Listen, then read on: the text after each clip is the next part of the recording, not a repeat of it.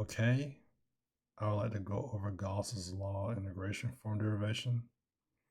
Now, I mentioned in my video of Gauss's law differential form derivation about the definition of Gauss's law, as it involves finding the total flux from an enclosed surface. Now you can see here, these are the two solutions of Gauss's law. The first one is for electricity, and the one below is for gravitation. Now, I would like to analyze the divergence theorem to reach these conclusions. However, I would first like to go over the unit normal vector here. Now, I'll start by writing this expression. And I'll draw a picture below.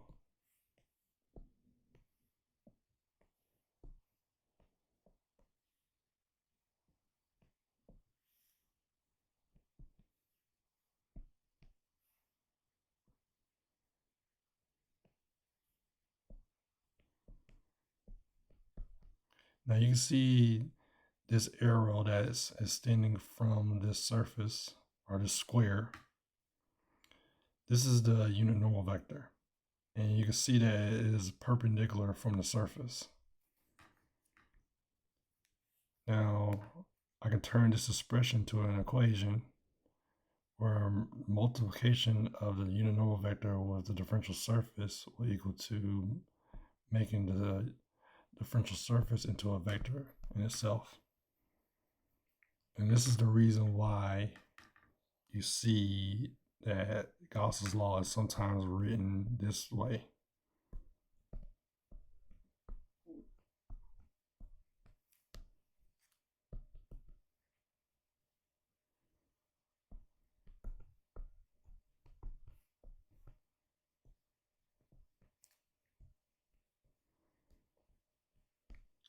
Now I'm going to further explore the divergence theorem here.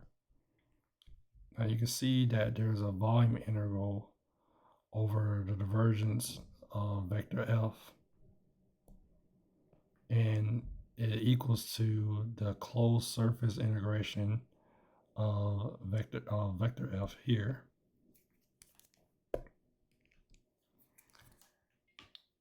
Now I've written below the surface element of a sphere and the volume element of a sphere. And we're going to prove the divergence theorem by working out these two solutions here.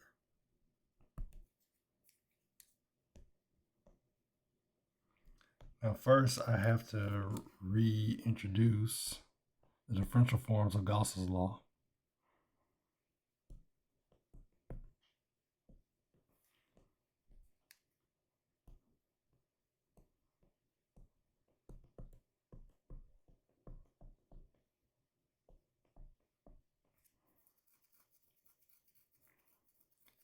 Now, I think it's best for me to do it one at a time instead of doing both simultaneously.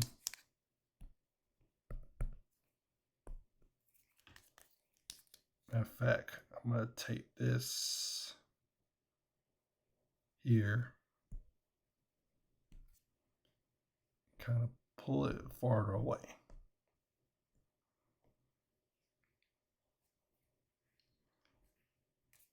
And matter of fact, I'm going to erase the row and spread it across. Now, before I go any further, I'm going to put the equal sign right here. I know I'm being a little bit pedantic, but I want to make sure I fit the entire volume integration inside. Now I'm going to take the volume integration of both sides.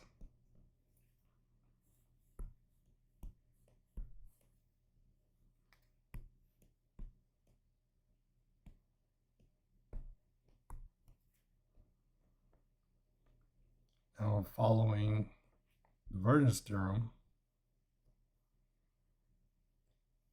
we could turn the left-hand side into the closed surface integration.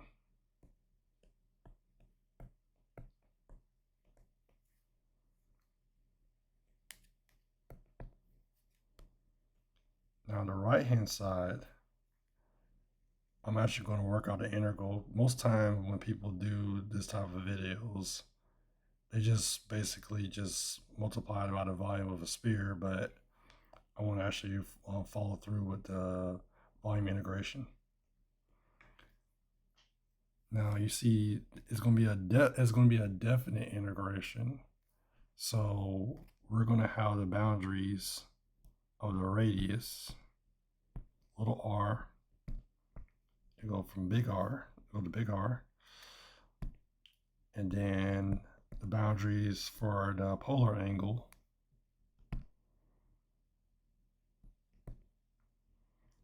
where it's going from 0 to pi, and then we'll have the boundaries of the azimuthal angle where it's going to go from 0 to 2 pi. And I think that I kind of butchered this part right here. For the radius, what I meant to say was we're going from 0 to big R. I'm sorry for any confusion.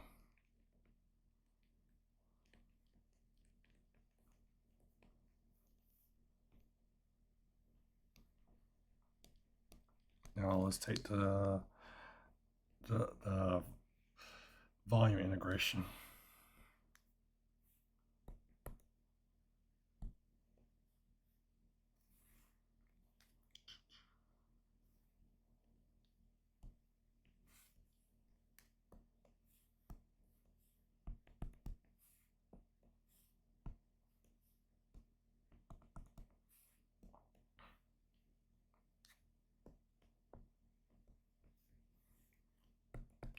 Now, this is the reason why I mentioned the volume element of a sphere here.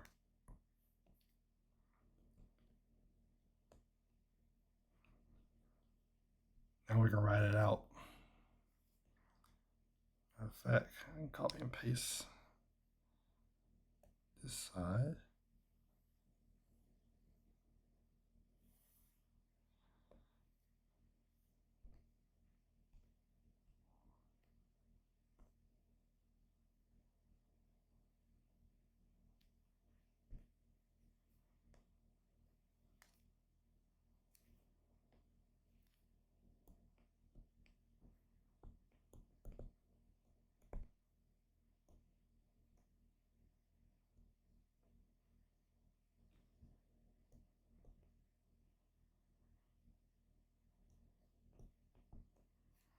I think I might rearrange the differentials because I'm going to try to do the radius last, the differentiate on the integrator, the radius last.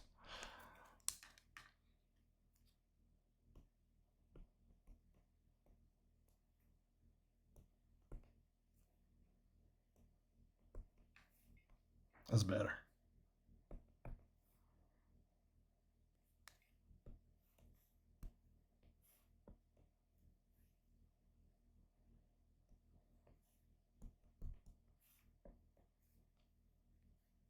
I'm going to first integrate phi. Let's do this right here. I'm going to take the constants out. Now I still need to keep r squared though. But I can take out rho.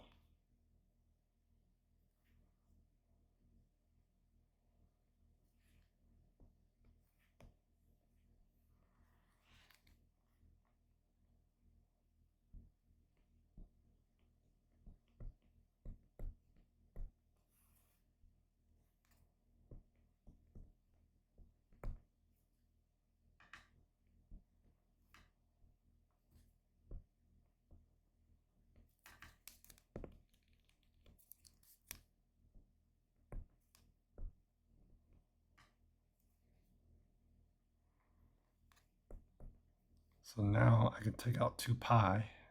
It will join rho.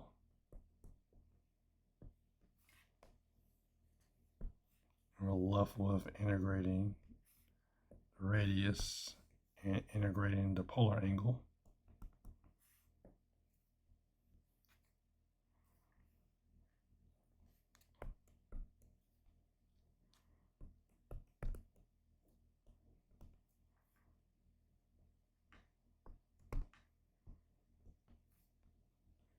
And I'll start by integrating the polar angle.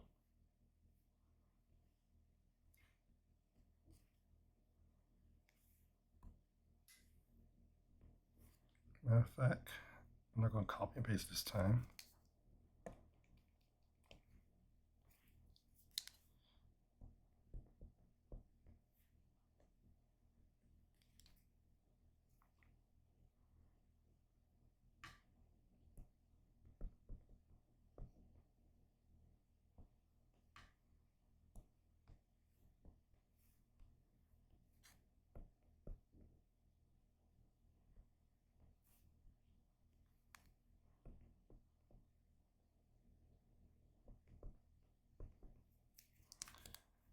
I would go to the shortcuts, but I'm going to show you what's actually happening, so it might confuse people.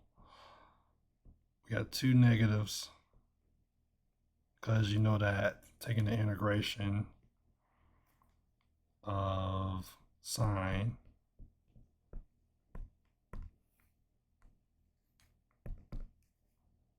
will equal to negative cosine of theta plus c.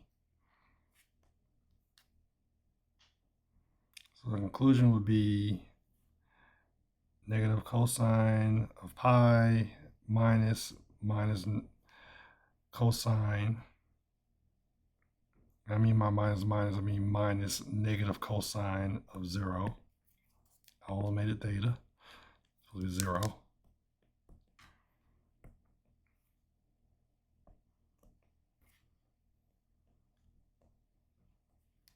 I'll go further.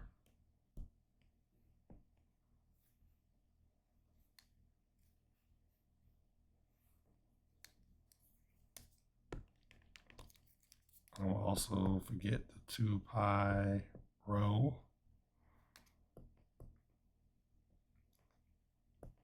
Now I can write it this way.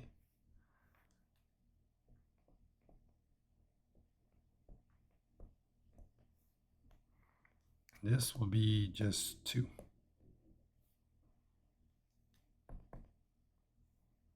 So now I can take the 2 out, and it'll be 2 times 2 pi rho, leaving the integration for the radius.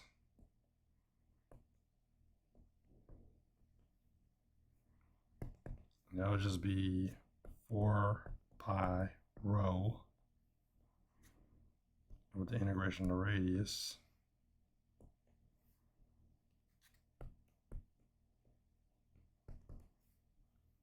And we know the power rule for integration.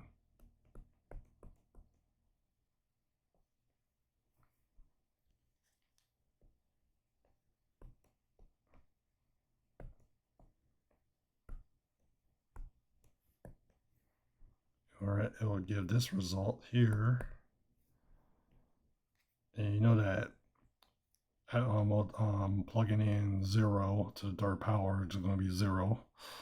So it'll leave me, and I'll take the row on the far left. It'll leave me 4/3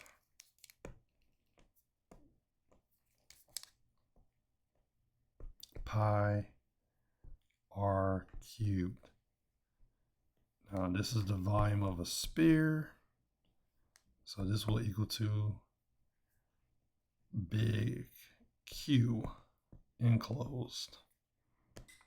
And I almost called it big M, but I'm working with Gauss's law of electricity.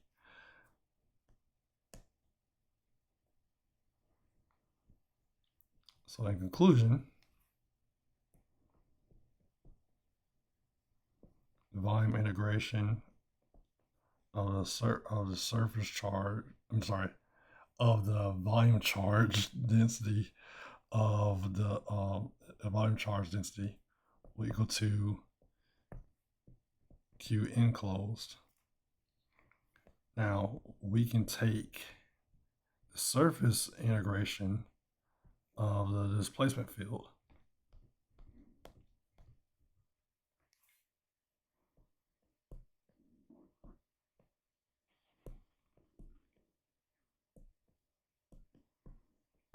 I know it's a little scary having a normal vector here, but like I said,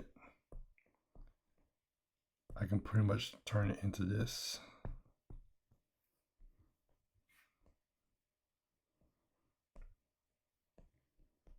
Now the bounds for the surface integration would be 0 to pi for the polar angle and 0 to 2 pi for the azimuthal angle.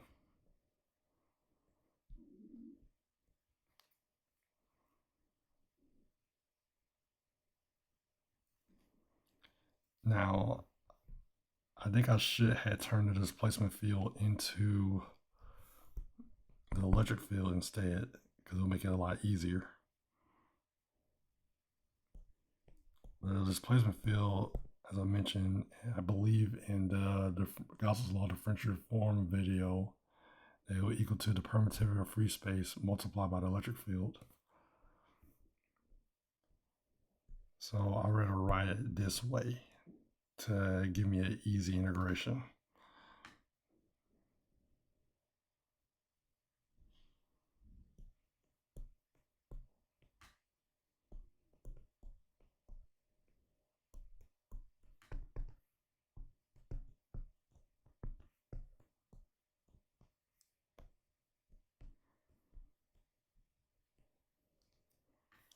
Now we know the definition of the electric field is equal to electric constant times the point charge over the radius squared.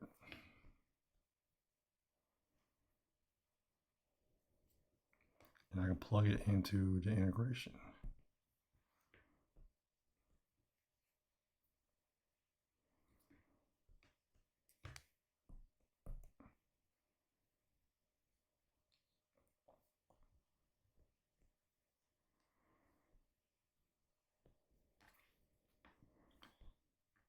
I'll start it right here below.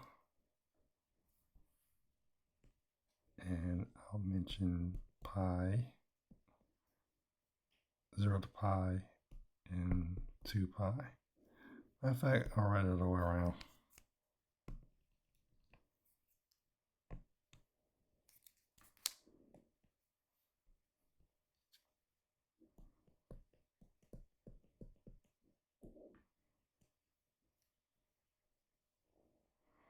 And we can ignore just the dot product, because we're assuming that just like we're in parallel to what direction we want to go.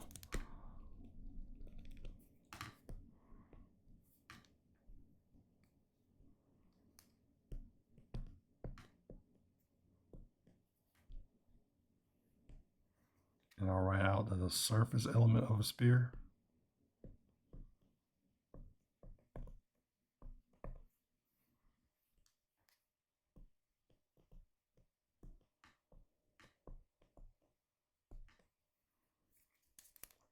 I had to put that in parentheses.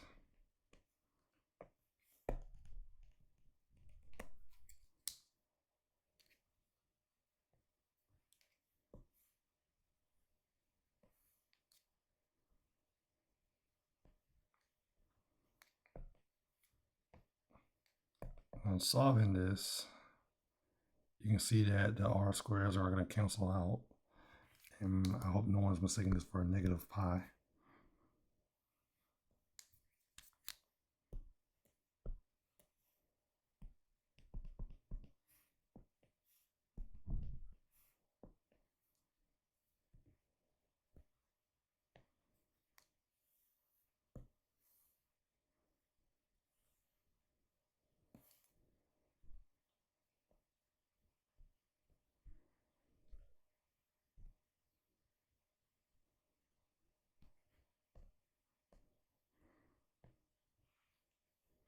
So like I said, these two cancel out. So it's going to result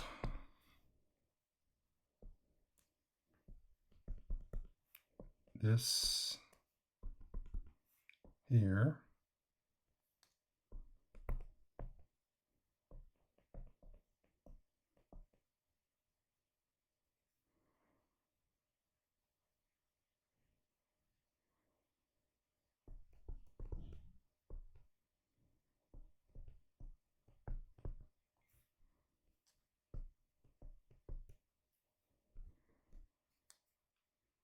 Now, unlike the differential form video, I don't want to break down Q. I need Q to remain the same. But the integration should lead to the surface area of a sphere. I can take Q out as a constant though. I'll put Q in enclosed.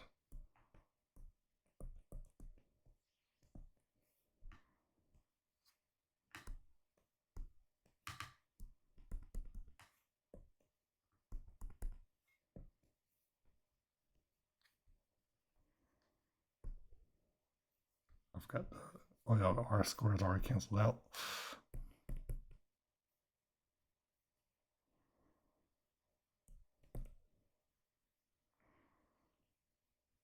So it should cancel out the rest of the constants too in the end.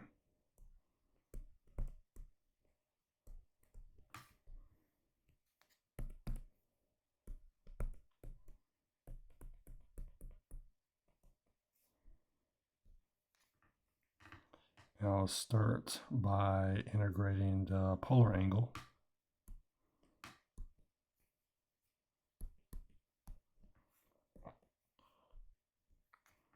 And we already went over what is the what's the integration of the sine function will lead to.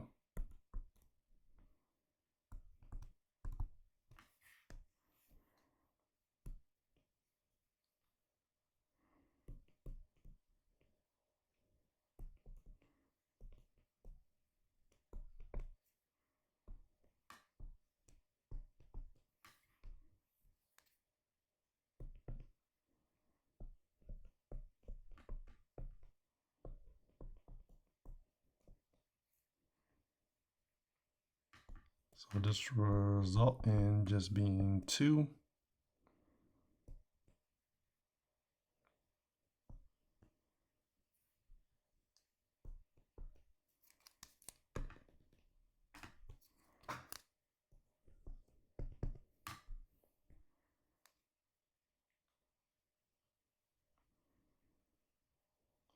So next,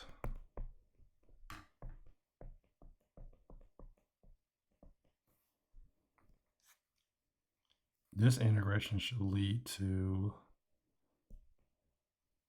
2 times 2 times pi, which will result the constant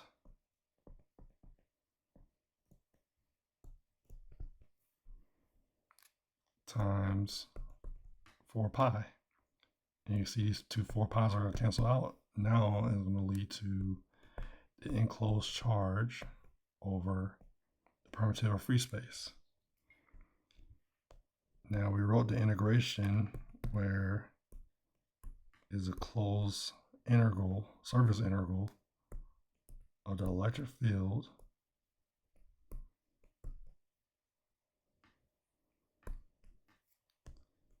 Now I can multiply both sides by the permitted free space. It will lead to the closed integration of the displacement field equaling to the enclosed charge here.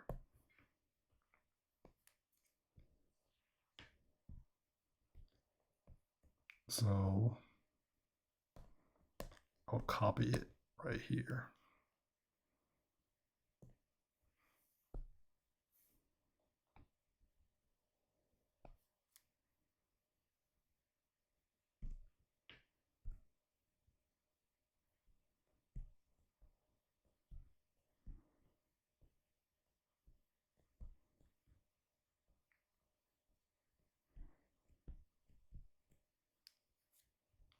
go all the way over here. Paste. Ooh, it's big. They will take up here. Now you can see that I am getting this result here.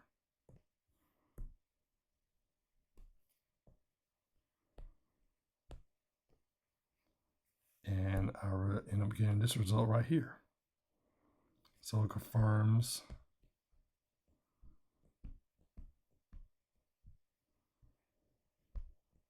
the first solution.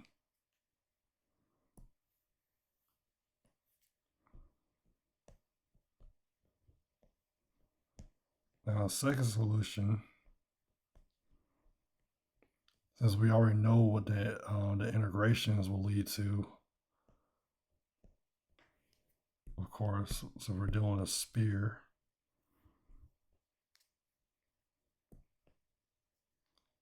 And we're taking the volume integral of this time the mass density. It should result the density times the volume of a sphere, which will equal to the enclosed mass. And then there's the surface integration.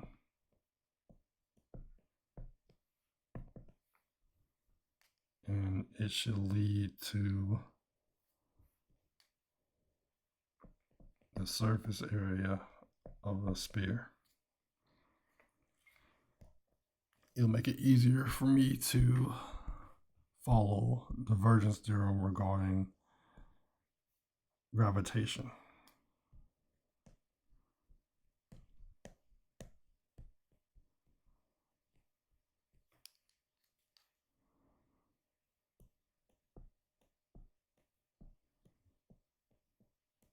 So I'll take the volume integration of the divergence of the gravitational field.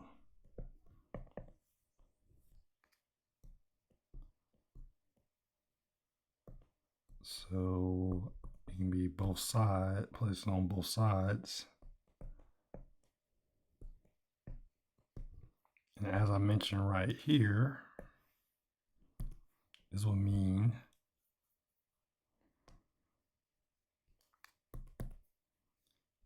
I will multiply the solution for the divergence of the gravitational field by the volume of a sphere.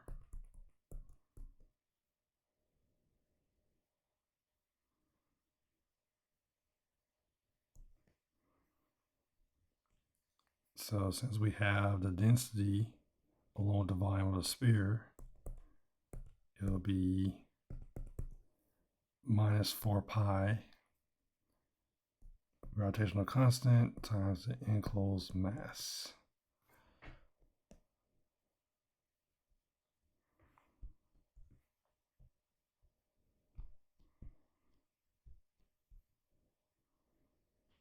Now next is since following the divergence theorem,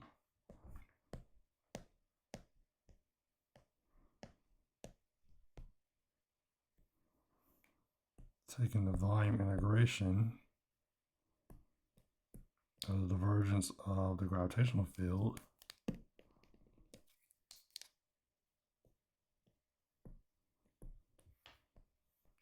it would equal to the enclosed surface integration of the gravitational field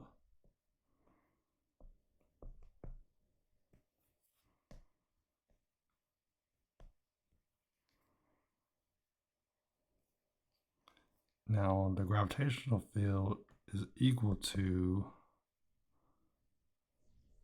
the minus the gravitational constant. I'll put the enclosed m over r squared.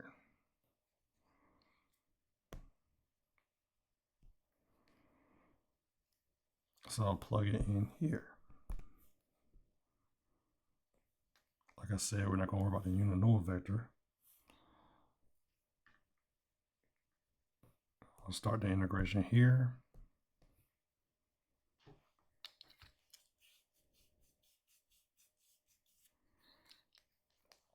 Now plug in the value.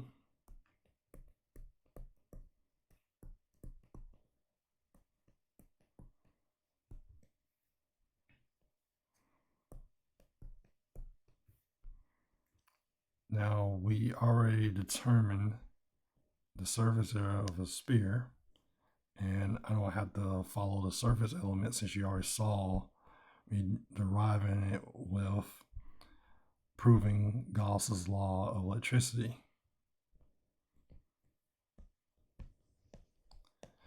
So I'm going to skip some parts.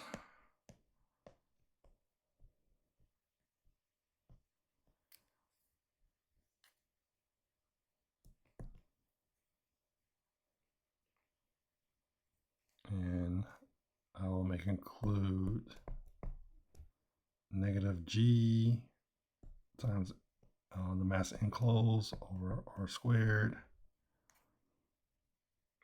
and then multiply by the surface area of a sphere. R squares will cancel out. And then in conclusion, it equals minus 4 pi g mass enclosed. So we got this solution here, and it matches up with the solution for the volume integration. And that's it. We just proved that they both equal. And it works for both solutions. I believe that's all I have to offer. Thank you for whoever's watching.